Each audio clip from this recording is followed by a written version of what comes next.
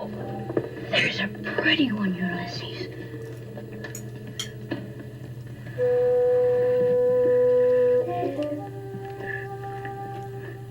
There it is.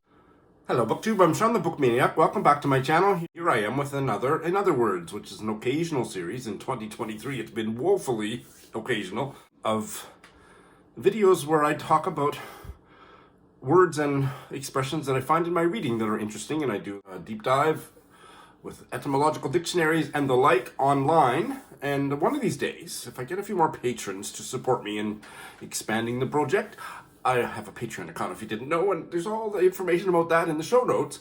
I'm going to start making half-day or day-long trips to the University Library and see what they have to deepen my research. Anyway, I've been doing this for several years. It has a small but devoted following. I was hoping to get two more done by the end of 2022, and I will possibly have a second one recorded but not edited and posted in 2022. But here's the last one for the year. And no, I do not have weird things growing out of my shoulders. This is just the things. I don't like that. Otherwise, this is a good location. But I digress. The first word I have for you, by the way, I'm going to digress just a little bit more, because the first word I had for you was purblind. I'll put it up there. And for some reason, I didn't realize until I had started filming this video last night that the explanation, anything I might tell you about purblind, is kind of boring. Like, it used to mean completely blind. And then in recent centuries, somewhere around the 17th century perhaps, the meaning shifted to partially blind. And there wasn't another blessed thing to say about it. So once I'd finished trying to make that explanation as fascinating as I could, I thought, what are you doing, Sean? Let's just get rid of that one. So I stopped, and I didn't have the bandwidth to do a mini little bit of research to add one more piece of vocabulary, so that's where I stopped last night. So the one that I replaced it with is tawdry. Now this one is not boring. Tawdry, from the Elizabeth von Arnim novel that I read this summer. What the hell was it called? The Enchanted April. A novel that ultimately quite disappointed me at the end, but started out really strong, and it was lovely writing and so on. I'm going to read you the paragraph in which the word tawdry occurs. I believe this is fairly early in the book, and a bunch of middle and upper class British women who don't know each other are planning a trip to an Italian villa. I don't know if it's a villa, but an Italian place, to rent it together, because none of them can afford it separately, but together they could all afford it. But they don't know each other, and the upper crust, the old lady, the uppermost class lady, is Lady Carolyn. And Mrs. Wilkins is the lowest of the middle class women, and she's a character. Well, they're both characters, so that's all you need to know. Here we go. Lady Carolyn, already amply acquainted with beautiful houses and climates, to whom they could not come quite with the same surprise, yet was very nearly as quick to react as Mrs. Wilkins. So now that I'm reading this to you, I'm remembering this is, I think, when they first arrive and see how beautiful it is. The place had an almost instantaneous influence on her as well, and of one part of this influence she was aware. It had made her, beginning on the very first evening, want to think, and acted on her curiously like a conscience. What this conscience seemed to press upon her notice with an insistence that startled her. Lady Carolyn hesitated to accept the word, but it would keep on coming into her head, was that she was tawdry. Tawdry. She.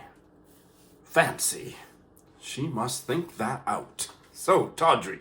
I think we all know, and if you're as perverted as I am, the meaning that you will be most familiar with for tawdry is sordid or unpleasant, although those words don't necessarily go together in my world, in my experience, but, sordid, skanky, salacious. But the other meaning that most of you, I think almost all of you, will also be familiar with is showy but cheap and of poor quality. Those are the meanings that in modern English that we know. So why does it mean that, and where did it come from?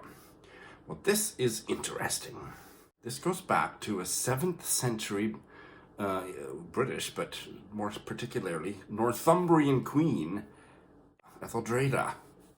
She died in the year 679 AD. She was a saint. And in fact, she abdicated her position as queen of Northumbria. I haven't done a deep dive on the history. I would love to. But I've done enough, I hope, to make this coherent.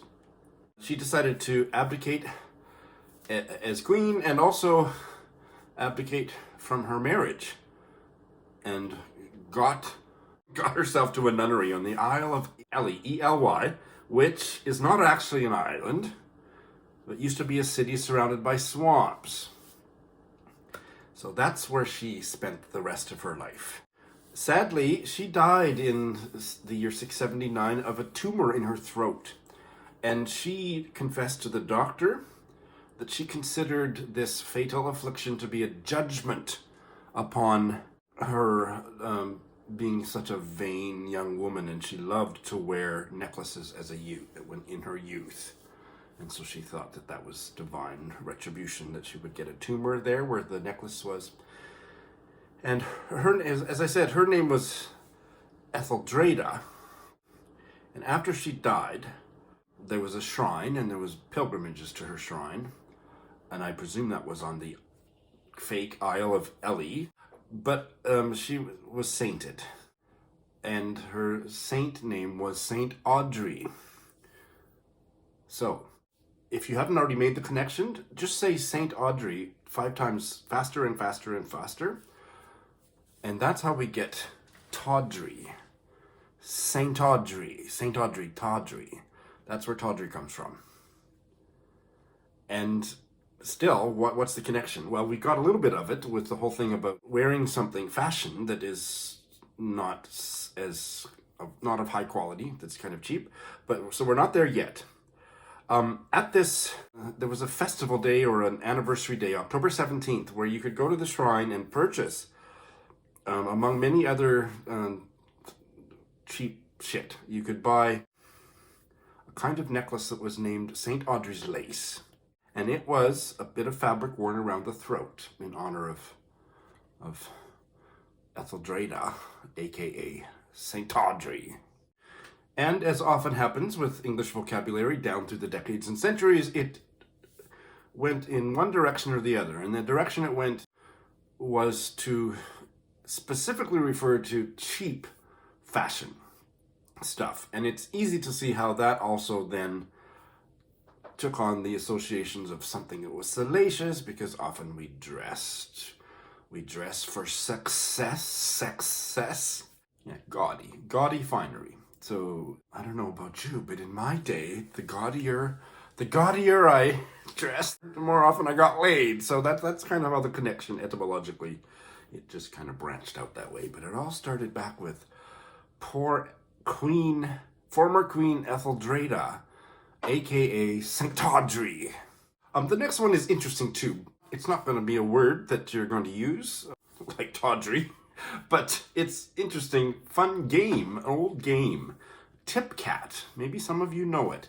I discovered it in this great book that could be called a novel or could be called a memoir. I've forgotten which genre Ruth Adam said it was, but you could read it either way. A House in the Country by Ruth Adam, and it was published in 1957. And it's about a memoir, or a novel in the form of a memoir, about the author and her husband and family and a group of their friends that escaped from the Blitz. Is it the Blitz? No. In the immediate post-war period in Britain, these friends escape London and the dreariness and all the bombed out buildings and stuff, and rent this fabulous, neglected 33-room manor in Kent. I really enjoyed it. I didn't love it, but I really liked it, and there were lots of things about it that I did love. I'm going to read you quite a bit of a page that basically explains what tipcat is, and I think you'll just enjoy it, and maybe you're going to want to go outside with your family and play it. A tree gets damaged, they cut it down, and these are a bunch of adults and children that all live in this manor house in like 1947 or something. We sawed the tree up to use in the winter.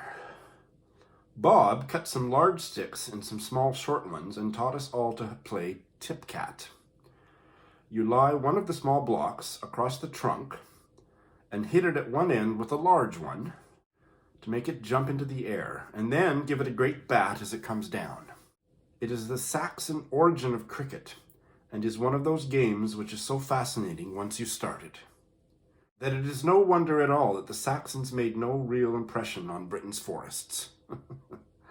Once the doctor called to stitch someone up while we were playing a game, and got so wedded to the game that he had to be fetched back to do the bit of stitching. The farmer stopped to watch one day on his way to the shed for his hay cutter, and said we ought to get up a team to play against the village cricket club. In no time at all, we found ourselves committed to the idea, and there's more about that, because they do that. So this game, I am not aware if it's played anywhere in the world currently, although there's a Wikipedia page. It has many names in the English-speaking world. Tipcat, cat, cat and dog, wanna-cat, pussy, or piggy. Take your pick. And there are different variations. I'm going to put, as I finish talking about tipcat, I have a video that I've stolen from YouTube. All right, there was one thing that I didn't explain, and I don't understand it completely, but the way the game works, and you're going to see it in the video that's playing on the screen right now, is that once the person catches the cat, they offer the batter a certain number of points. And the batter can accept that number of points, or they can challenge it and then use, as you see in this video, the bat to measure the distance. And if they think that the number of points has been underestimated, like it's based on the distance of the cat, I'm not sure I understand it fully, but there's something about that you can see in the video. People, I've forgotten from which country, are playing it, and it's a little bit different from what Ruth Adam described. But I couldn't find anything that explained why cat, but I guess dog and cat. So the big stick is the dog, and the cat runs away from the dog. That's my guess. Anybody know any more about that? I couldn't find anything. Am I pronouncing his name right? Italo Calvino has a short story. Making Do is the English title. It's in his collection Numbers in the Dark, in which the only thing left legal for citizens to do is play tipcat. And in Italian, tipcat is called lippa. The next phrase comes from an Elizabeth Berridge novel. I believe it was her last novel, and I believe it was published either in the late 70s or sometime in the 80s. She died in about 1990s, so somewhere in there. It's called Touch and Go, and I loved it. And it's the first Elizabeth Berridge novel I've read, and I'm going to read at least one more next year. I can't wait. And this is an expression, sides to middle. And especially any of you in the UK, or anywhere really, if you know what that means, I'd like to hear from you in the comment section, and also where you're from, or where you grew up, or wherever you were when you heard this expression. So sides to middle is, I'm going to explain it in a very general way, is when you reuse a bed sheet, because the middle of the bed sheet is what gets all the wear. I don't think, hopefully not much tear, but I don't know what you do in your bed, but wear, and so it gets thin and so on.